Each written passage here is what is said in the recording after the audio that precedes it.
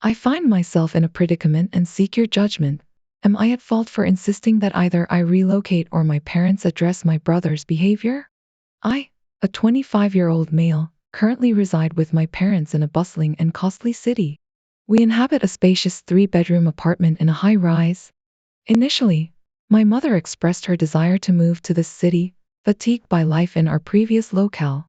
Enticed by the plethora of software engineering opportunities, I consented to the move.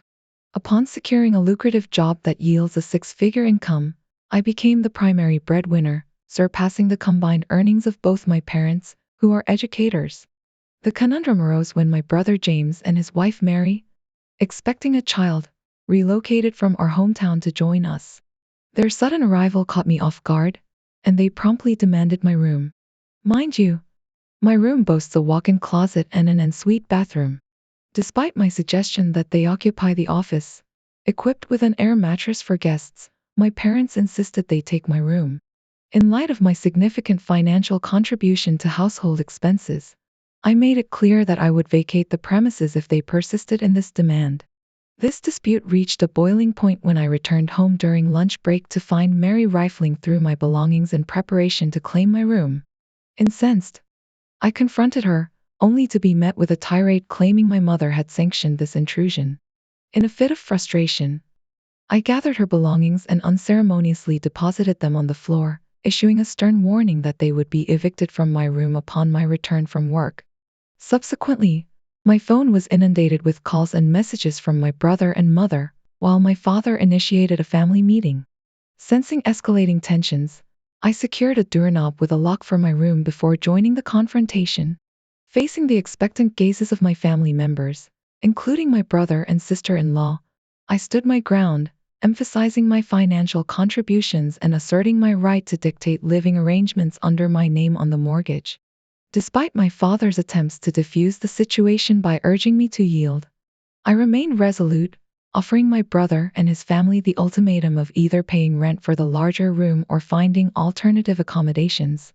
After expressing my ultimatum to my dad, I found myself mired in a tumultuous familial predicament. The atmosphere at home had become increasingly tense, with my mom's decision to accommodate my brother James and his wife Mary causing significant friction. While I understood the desire to support family, the sudden imposition of my brother and sister-in-law into my living space without prior consultation was unsettling to say the least. As the sole breadwinner contributing substantially to the household expenses, I felt entitled to assert my position regarding the allocation of living arrangements. However, my parents' insistence that I relinquish my room to accommodate my brother and his wife sent shockwaves through our family dynamic. Despite my attempts to reason with them, emphasizing my financial contributions and the need for fairness, my concerns fell on deaf ears. The situation reached a boiling point when I returned home one evening to find myself excluded from the family dinner table. My mom's symbolic gesture of withholding food served as a stark reminder of the power struggle unfolding within our home. Feeling both frustrated and marginalized, I retreated to my room, grappling with a myriad of emotions ranging from anger to confusion. The subsequent events, marked by my issuance of eviction notices to my parents and ultimatums to my brother and sister-in-law, underscored the severity of the impasse. While my actions may have been perceived as drastic, they were born out of a sense of frustration and a desire to assert my autonomy within the household. As I reflect on the events that transpired, I find myself grappling with conflicting emotions. On one hand, I am deeply saddened by the breakdown of communication within my family and the rift that has emerged as a result. On the other hand, I am resolute in my determination to uphold my principles and stand up for what I believe is fair and just. Moving forward, I am uncertain about the path ahead. While part of me longs for reconciliation and a return to normalcy, another part recognizes the need to assert boundaries and assert my independence. Whatever the outcome, I am committed to navigating this challenging chapter in my life with integrity and grace, holding fast to the belief that honesty and open communication will ultimately prevail. You handled the situation with a remarkable level of maturity and assertiveness. Setting clear boundaries and refusing to tolerate disrespect is essential for maintaining healthy relationships, especially within a family dynamic. It's unfortunate that favoritism towards your brother seemed to be at play, but you refused to let it dictate the situation.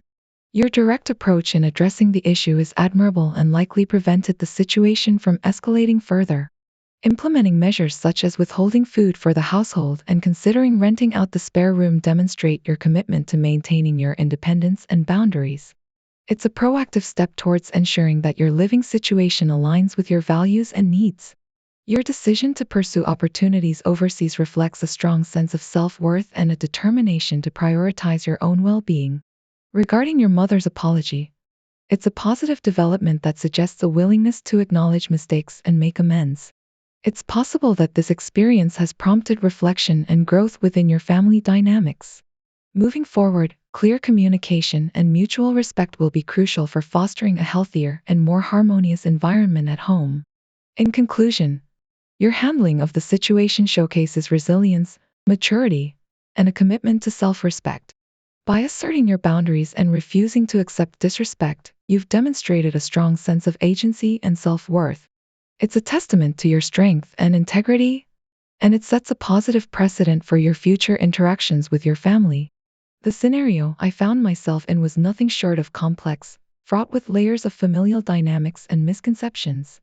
It all began with what appeared to be a straightforward request from my brother, rooted in his unwavering belief in the sanctity of familial support. According to him, accommodating each other's needs, particularly during times of distress, was an unspoken obligation among family members.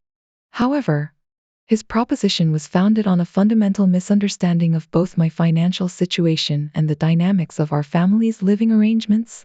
At the heart of his argument was the assumption that our parents' condominium was a shared space, where decisions should be made collectively. Yet, I had to gently remind him of a critical fact. The condominium was, in fact, under my sole ownership, and I bore the sole responsibility for the mortgage. This revelation seemed to catch him off guard, especially when I disclosed the extent of my salary, far surpassing his initial assumptions. Moreover, I felt compelled to illuminate the harsh truth about our parents' financial struggles, largely exacerbated by my brother's past decisions. His penchant for changing majors frequently resulted in additional years of coursework, for which my parents incurred substantial debt. Despite owning a fully paid-off house in our hometown, they clung to it at my brother's insistence, under the belief that he would eventually settle down there. This revelation left my brother visibly stunned, prompting him to confront our parents. In a deeply emotional exchange, our mother tearfully admitted to harboring favoritism towards my brother, driven by her fear of his jealousy towards me souring family relations. This confession laid bare years of favoritism aimed at appeasing him. Struck by conflicting emotions, my brother left without uttering another word, while his wife expressed sincere remorse for her ignorance regarding the ownership of the house. As my father attempted to justify their actions, I couldn't help but delve deeper into the root of my brother's resentment. It became increasingly apparent that his perceived lack of opportunities was largely self-inflicted, as he consistently prioritized social pursuits over academic endeavors. This realization challenged the victim narrative that my brother and parents had long perpetuated. The revelation hit me like a ton of bricks, shattering the fragile peace I had managed to maintain in my family dynamic. My father's attempt to gloss over the situation only fueled my anger, prompting me to deliver the ultimatum. Either they address my concerns or face the consequences. With a heavy heart and a sense of betrayal gnawing at my core, I stormed out of the house, seeking solace in the familiarity of a friend's home. Growing up without a maternal figure had its challenges, exacerbated by the constant reminders of my mother's absence from my older brothers. Their casual use of the "you were why mom left" card during arguments left scars that lingered well into my adolescence. Despite my mother's intermittent attempts to reconnect, her broken promises and absence during pivotal moments in my life severed any remaining threads of trust or connection between us. The final straw came when she failed to attend a beauty pageant I had eagerly anticipated, reneging on yet another promise. In that heated phone call where emotions spilled over, I laid bare my resentment and disappointment, severing ties with her once and for all. Since then, I had maintained a strict policy of no contact, resolute in my decision to protect myself from further hurt. So, when my father extended the invitation for a family dinner, promising my favorite meal, I couldn't resist the opportunity to reconnect with the semblance of family I had left. However, the scene that greeted me upon my arrival shattered any illusions of reconciliation. The laughter and camaraderie in the kitchen came to an abrupt halt as I laid eyes on my mother, inexplicably present in our midst. In that moment, confusion and anger warred within me, culminating in an outburst that echoed my inner turmoil. My father's feeble attempts to placate me only served to exacerbate my frustration, especially when my mother casually dropped the bombshell of their reconciliation, revealing that they had been secretly dating for months. Feeling blindsided and betrayed, I realized that the fragile equilibrium I had clung to was nothing more than an illusion.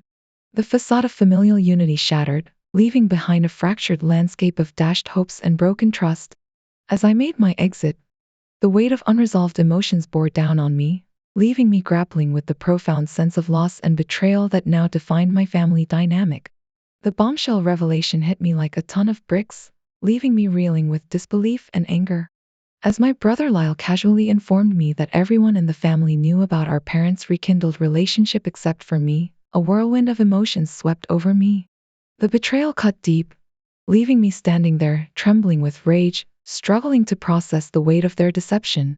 When my father attempted to placate me, reaching out to grab my arm in a gesture of reconciliation, I recoiled instinctively, refusing to be consoled. With a surge of frustration and hurt coursing through me, I stormed out of the house, unable to bear the weight of their deceit any longer. In the aftermath, my phone buzzed incessantly with messages from my father and Lyle, accusing me of immaturity and blaming me for making our mother cry. Conflicted and torn between my sense of betrayal and my love for my family, I turned to my friends for perspective, finding solace in their divided opinions on the matter. The whole situation left me in a state of turmoil and confusion. How could my father, who had raised us single-handedly after my mother's departure, now entertain the idea of reuniting with her? It felt like a betrayal of everything we had endured as a family, the sacrifices my father had made, and the wounds that still lingered from her abandonment. As I grappled with my emotions, I realized that trust, once shattered, is not easily rebuilt.